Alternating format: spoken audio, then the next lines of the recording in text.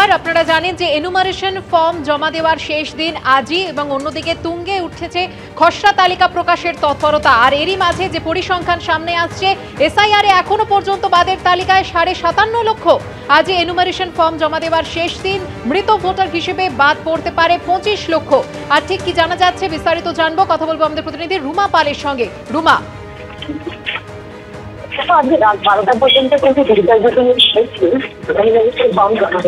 সেক্ষেত্রে জানিয়ে রাখি এখনো 57 লক্ষের একটু বেশি সংখ্যা রয়েছে যারা কিন্তু বাদের তালিকায় চিহ্নিত। অন্যদিকে ভোটার প্রায় 24 লক্ষেরও বেশি ডুপ্লিকেট ভোটার কিন্তু 1 লক্ষেরও বেশি।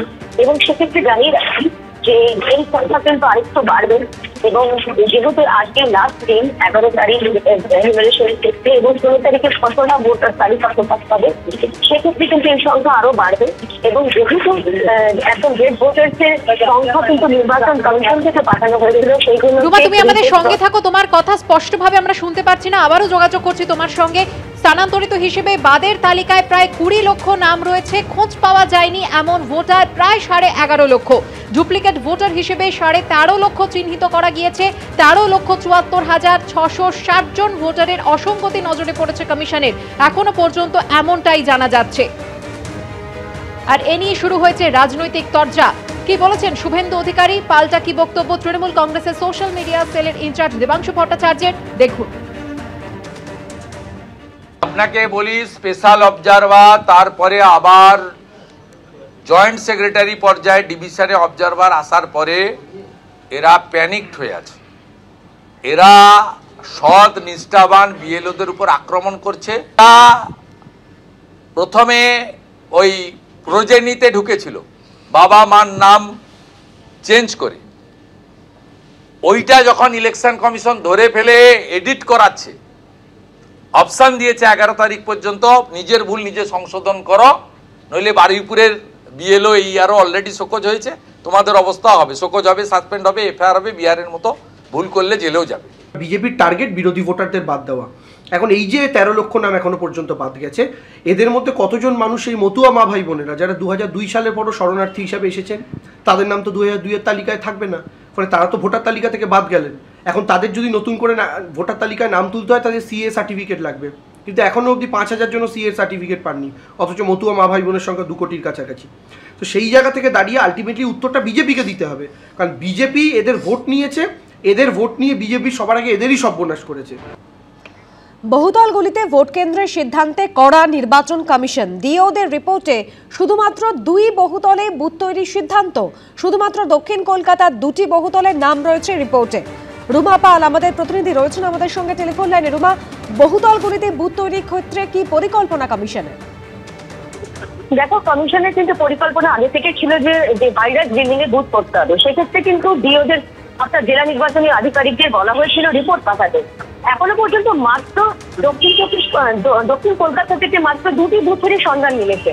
এই নিয়ে কিন্তু নির্বাচন কমিশন খুবই কড়া পদক্ষেপ নিচ্ছে এবং তাদের বক্তব্য সিদ্ধান্ত অনুযায়ী একদম করতেই হবে, হাইরাইজ বিল্ডিং এ বুথ করতেই হবে। এবং এটা কিন্তু ডিওদের তাদের ব্যর্থতা মনে করছে নির্বাচন কমিশন, এবং অবশ্যই তাদের আইন অনুসারে তাদের কিন্তু তাদের যে কর্তব্য সেটা মনে করিয়ে দিয়েছে যে হাইরাইজ বিল্ডিং এ কিন্তু তাদের ভোট করতেই হবে।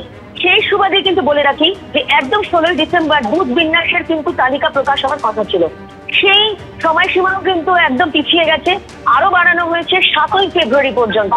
অর্থাৎ বুঝতে পারছো, হাইরাইজ বিল্ডিং এ কিন্তু বুথ করতেই হবে, এমনটাই কিন্তু নির্দেশ নির্বাচন কমিশনের। ধন্যবাদ রুমা। এসআইআর ইস্যুতে সরকার পক্ষ এবং বিরোধী পক্ষের মধ্যে বাকযুদ্ধ উত্তপ্ত হলো লোকসভা। এসআইআর এর পক্ষে সুর চড়ালেন কেন্দ্রীয় স্বরাষ্ট্রমন্ত্রী অমিত শাহ। তিনি বলেন যে কোনো মতেই ভারতবর্ষে অনুপ্রবেশকারীদের স্থান দেওয়া হবে না। অনুপ্রবেশের জন্য অমিত শাহের মন্ত্র কি দায়ী? এমনটাই পাল্টা বলল তৃণমূল। অনুপ্রবেশকারীরা ঢুকলো কি করে? বিএসএফ তো অমিত শাহর অধীনে। স্বরাষ্ট্রমন্ত্রককে নিশানা করে আক্রমণ তৃণমূল সাংসদ সৌগত রায়। বাংলাদেশের সঙ্গে ভারতের 2216 কিলোমিটার এলাকা সীমান্ত 1653 কিলোমিটার বেড়া দেওয়া হয়েছে। উন্মুক্ত রয়েছে 563 কিলোমিটার। উন্মুক্ত 563 কিলোমিটার সীমান্তের পুরোটাই পশ্চিমবঙ্গে। শুধুমাত্র বাংলার সীমান্তেই বেড়া সম্ভব হয়নি, পাল্টা কেন্দ্রীয় স্বরাষ্ট্রমন্ত্রী। मैं आज कहना चाहता हूं टीएमसी के लोगों को भी, ये राहुल जी के साथ में रहकर घुसपैठिया बचाओ यात्रा बिहार में निकली, साफ हो गए।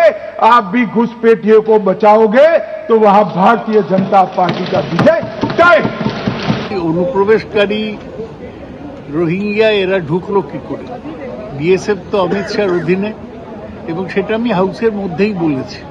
অমিত শাহ আসলে প্রশ্নের কোনো জবাব দেয়নি, ও বিরোধীদের ব্যঙ্গ করে বা তাদেরকে ছোট করে বক্তব্য রেখেছে। এটা স্বরাষ্ট্রমন্ত্রীর পক্ষে সম্মানজনক নয়। হাকিমপুর চেকপোস্টের ছবি রাখবো। আজও শতাধিক বাংলাদেশের ভিড়। বিএসএফ এর ডাকের জন্য বাক্স প্যাট্রা নিয়ে রাস্তার ধারে বসে চলছে অপেক্ষা। সীমান্ত পেরিয়ে এদের বেশিরভাগই কাজ করছিলেন রাজারহাট নিউ টাউনে। অনেকেই 5 থেকে 7 বছর ধরে ছিলেন পশ্চিমবঙ্গে। অনুপ্রবেশকারীদের চিহ্নিত করার কাজ শুরু হতেই এরা বাংলাদেশে ফিরে যেতে চাইছেন। শরৎনগরে হাকিমপুর বাসস্ট্যান্ডে তাই এখন বাংলাদেশিরা ভিড় করছেন।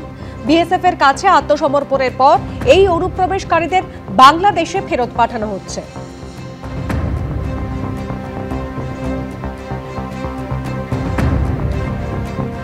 কবে এসেছিলেন আপনারা? 3-4 বছর হয়েছে। কিভাবে এসেছিলেন?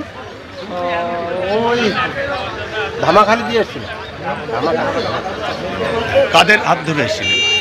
কারণ মনে আছে তাই, মানে টাকা দিয়ে এসেছিলেন কি? এখন আমি একজনের হাত ধরে এসেছিলাম, সে টাকা দেবে কি দিল আমি জানি না। কোথায় ছিলেন? কোথায়? ওই নিউ টাউন। ওখানে কি করতেন? ওই কাঁচরাপুরি থাকা কাঁচরা। এই তিন বছর আগে। তা জানি না, বর্ডারের নাম টাম জানি না। দালাল থেকে ওই বাবার সাথে এসেছিলাম, এমনি ভাঙাচোরা কাজ করতাম, গাড্ডা উড্ডা খুঁজতাম, মাটি উটি কাটতাম, এসব কাজ করে বেড়াতাম। হঠাৎ চলে যেতাম। বাবা এই মাঝের ভিতর ধরা পড়া হলো, বাবাকে ধরে পাঠিয়ে দিল। এবারে আমি তো একা পড়ে গেছি, আমি কি করবো এখানে? আমিও চলে যাচ্ছি। কোথায় ছিলেন?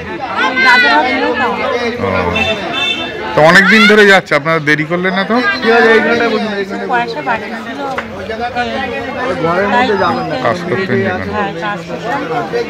এবিপি আনন্দ, এগিয়ে থাকে, এগিয়ে রাখে।